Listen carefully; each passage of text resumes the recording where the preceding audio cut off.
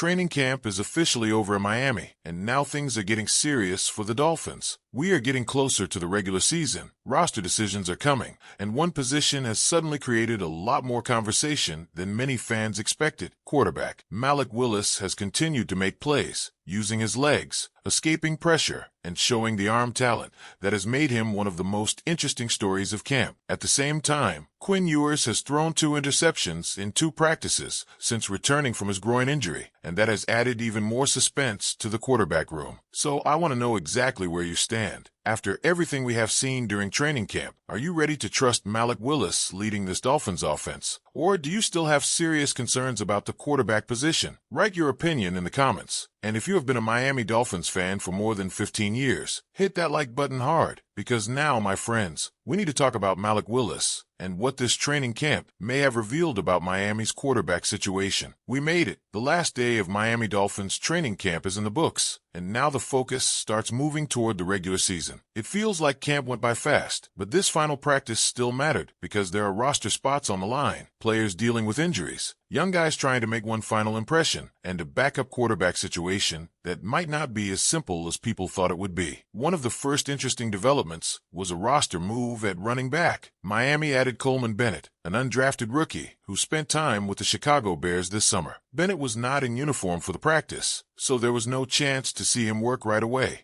He is also a Fort Lauderdale Cardinal Gibbons alum and the son of former Hurricanes running back Donnell Bennett. Now, does this mean Coleman Bennett is suddenly going to make the 53-man roster? We do not know that. It could simply be a move designed to give Miami another healthy running back for the remaining preseason work. That possibility becomes even more interesting because Donovan Edwards was among the players who missed practice. Miami needs bodies at running back, not only to carry the football, but also to help the entire offense operate during practice, including protection work and blocking assignments. That was not the only roster change around this final stretch of camp. Miami also claimed wide receiver Ryan Miller after he was with the New York Giants, a player the Dolphins had an opportunity to see up close during their joint work with New York. To make room, Miami waived Taj Washington, so the receiver competition changed again right near the end of camp. Taj Washington is out, Ryan Miller comes in, and several other receivers are still trying to make their case before the roster is reduced to 53 players. Nothing is guaranteed for the players sitting near the bottom of that depth chart. The injury list was also something to watch closely. Linebacker Jacob Rodriguez missed practice, and that is one name Dolphins fans probably did not want to hear because Rodriguez has been getting a lot of attention throughout camp. There was no clear information in the source about exactly what was bothering him, so there is no reason to create a story that does not exist. What we know is that he did not practice. This is also the time of training camp when players are dealing with the physical cost of weeks of football. They have gone from off-season work into full practices, contact, blocking, tackling, and preseason games. That is a major increase in physical demand, so Miami is obviously going to be careful with players whenever it can. Along with Rodriguez and Donovan Edwards, several other players were not practicing, including Zach Sealer, Kenneth Grant, Ben Sims, Will Kakmarek, Ronnie Harrison, Cameron Good, Robert Beal Jr., and Trey Moore. Good and Beal were doing rehab work. There was better news involving Jordan Brooks. Brooks has been nursing a leg injury, but he increased his participation and took part in 11 red zone work before sitting out a portion of practice. Head coach Jeff Hafley said Brooks' status is not in question for the September 13th opener against the Las Vegas Raiders. That is important because Brooks is described as one of the leaders of this defense. Miami has every reason to be cautious with him right now. Getting him some work without pushing him unnecessarily makes a lot more sense than trying to prove something during the final practice of training camp. Rookie tight end Sadiq Traore was also back on the field after missing 2 practices, another positive development as Miami moved closer to the end of camp. Then we got into the actual football, and the offense had some encouraging moments in the red zone.